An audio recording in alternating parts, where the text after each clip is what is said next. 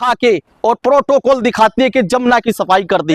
अरे दिल्ली के लोगों का क्या हाल हो रहा है, दिल्ली के लोगों का भी बात है, दिल्ली के लोगों का भी हाल बताइए ना। वो जमुना की सफाई कहाँ गई, वो जमुना की गंदगी, वो जमुना का भाड़, वो पानी, वो किन लोगों के घरों में घुसा, बताइए। कई इलाकों में बाढ़ आया है, रेखा गुप्ता भी कहीं ना कहीं चुप्पी साधी हुई है। देखिए रेखा गुप्ता क्यों नहीं साधेगी, जब जमुना जी के चरणों में जाके नमन किया था, आज रेखा गुप्ता जी जमुना में क्यों नहीं गई? आज जमुना पीड़ित लोगों के साथ जाकर हालचाल क्यों नहीं पूछ रही? क्यों? आप मुख्यमंत्री बन गए, आप बस मुख्यमंत्री तक का तुम्हारा काम है, बाकी तुम्हारा कोई काम नहीं, कोई मरो कोई जियो, उनसे कोई लेना देना नहीं। हरियाणा में भी वही हाल है।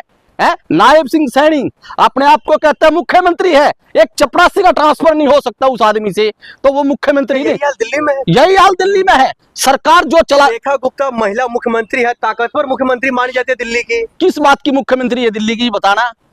आम लोगों का पहले तो हाहाकार मचाया, गरीबों के मकान डाले, हाहाकार मचाया, गरीबों की झुग्गी तोड़ी, फिर हाहाकार मचाया, जमुना जी ने लोगों को भाव में भा लिया। क्या आज रेखा गुप्ता जी का कोई भी सवाल जवाब आया? आप बताइए ना। कितने लोग जी जब मीटिंग करते तो उनके बगल में उनके पति बैठे हुए रहते हैं। तो उनके पति बैठे, उनके पति को मुख्यमंत्री बनाया कि दिल्ली की सरकार ने उनको मुख्यमंत्री बनाया?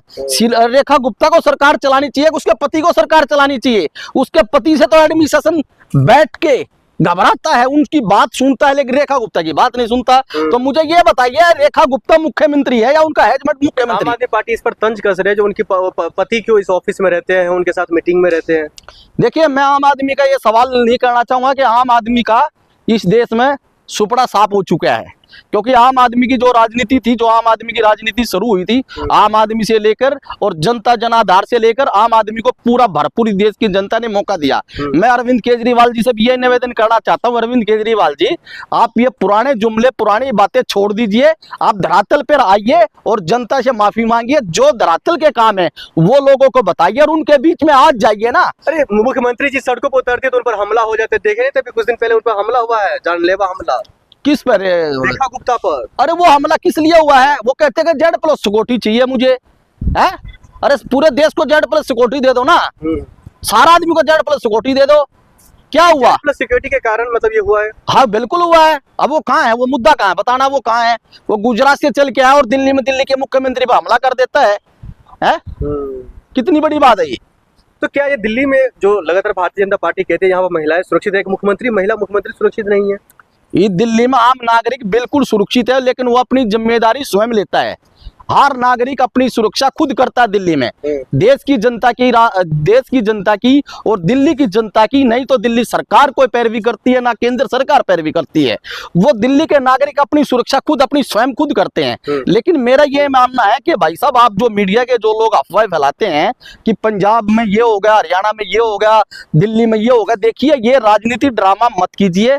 अगर इस देश में अगर एक बार अगर वही आंदोलन फिर शुरू हो गया ना, तो मैं ये बताना चाहूंगा, नेताओं के बंगलों में नेताओं का वो हाल हो रहा है। अगर ये लोग अगर छुपते छुपते एयरपोर्ट से या विदेशों में अगर नहीं भाग जाए ना, तो मुझे बता देना क्या बात होगी। नहीं, दिल्ली में इससे पहले जब थोड़ा सा पानी भर जाता था तो भारतीय जनता पार्टी लगातार प्रदर्शन करते थे, लेकिन अब यमुना का पानी पूरे दिल्ली में आ गया, लगभग दिल्ली के चारों तरफ आ गया, कई लोग बेघर हो गया है, खाने के लिए मतलब खाना नहीं है। तो क्या ये बेबसी का कारण क्या है?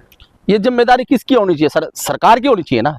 ये सरकार का काम है ना, दिल्ली की जनता ने सरकार को चुना है, वो जिम्मेदारी सरकार की होती है। अगर सरकार ही पीछे हट जाएगी तो दिल्ली के लोगों का आम जीना कैसे दुर्भाग्य होगा। अब दिल्ली के लोग कैसे जिएंगे? दिल्ली के लोग तो अपने आप पर निर्भर है, सरकार पर निर्भर नहीं है, देश के प्रधानमंत्री पर निर्भर नहीं है।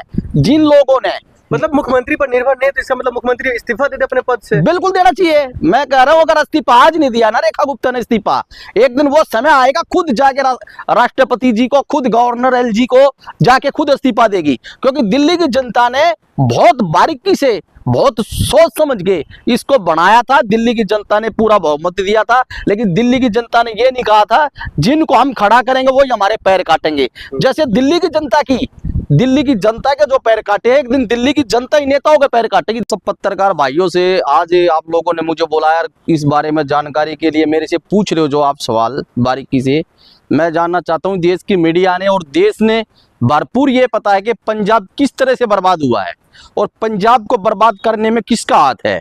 ये माननीय भारतीय जनता पार्टी केंद्र की जो सरकार है, वहां की जो राज्य की सरकार है, इन दोनों की लीपापोती की वजह से आज पंजाब को बर्बादी के रास्ते पे देखने का हाल हुआ है। जो आम लोगों का वहां जीना और आम लोगों का खान पान पीने का पानी तक भी आज पंजाब में नहीं है। और एक तरफ से कहते हैं कि बाढ़ आई है, अरे वो बाढ़ नहीं आई है, ये पंजाब से जो दुश्मनाई निकाली गई है, जो किसान आंदोलन पर जो मेरे किसान भाई बैठे थे और जो किसानों की आवाज उठाई थी, कमेरे मजदूरों की आवाज उठाई थी, जिन्होंने 3 काले कानून तो गए पंजाब, आप लोग क्यों रोना? अरे भाई सुनिए मेरी बात, जो 3 काले कानून जैसे वापस कराए गए थे, जिस तरह से 3 काले कानून वापस कराए गए थे पंजाब के किसानों ने मिलकर और हरियाणा के किसानों ने, उसका बदला पंजाब के आम लोगों तक पहुंचाने का भारतीय जनता पार्टी हो या भाई आपके वहां की भगवत मान सरकार हो, मैं ये कहता हूं ये दोनों सरकारें बर्खास्त करनी चाहिए।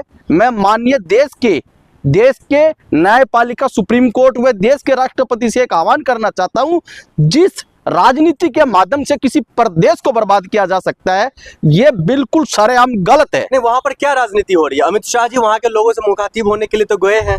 तो कल अमित शाह जी वहां पर गए थे, वहां पे आदमी कितने थे जरा बताइए ना, वहां पे क्यों नहीं आए आदमी, आप बताइए ना। अगर उनका दुख दर्द बांटने के लिए अमित शाह जी वहां गए थे, तो वहां हम लोगों की जन सेवा भावना से वहां लोग अपनी पीड़ा दिखा के अमित शाह को अपनी बात करते ना। क्या अमित शाह जी उस देश के नागरिक नहीं है? क्या उस प्रोटोकॉल में रह के आम लोगों से मिलना अमित शाह के लिए कोई अपराध से बड़ा कोई कानून है क्या?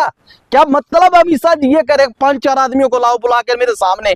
अरे यह मुसीबत आ गई क्या आप लोगों की? आप ये बताइए कि हरियाणा में भी यही हाल हो रहा है, हरियाणा में भी यही हाल है, पंजाब में भी यही हाल है, हिमाचल में भी यही हाल है, जम्मू कश्मीर में भी यही हाल है। तो आप ये देखियो कि पूरा नॉर्थ ईस्ट जो हमारा देश का एक महत्वपूर्ण हिस्सा है, जो हमारे देश में नौजवानों की शक्ति इतनी मजबूती से बढ़ती हुई बॉर्डरों पे रह के देश की सेवा कर रहे हैं, आज वो लोग पानी से बाढ़ से पीड़ित है। अरे उन पशुओं का क्या कसूर था? उन पशुओं का क्या कसूर था?